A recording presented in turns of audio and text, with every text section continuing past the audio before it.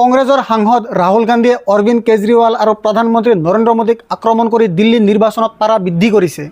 ৰাহুল গান্ধী, অৰবিন্দ কেজৰিৱাল আৰু নৰেন্দ্ৰ মোদীৰ মাজত কোনো পাৰ্থক্য নাই।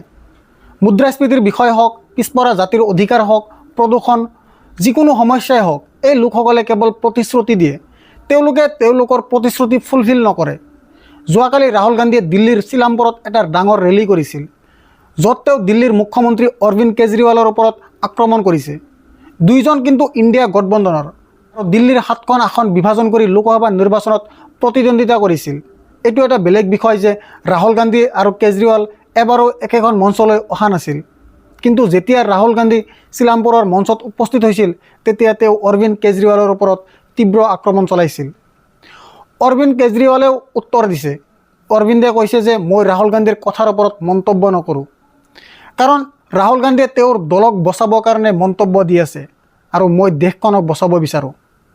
আপুনি অৰবিন্দ কেজৰিৱালৰ যুক্তিক বিশ্বাস কৰে নেকি যে তেওঁ দেশক বচাব বিচাৰে?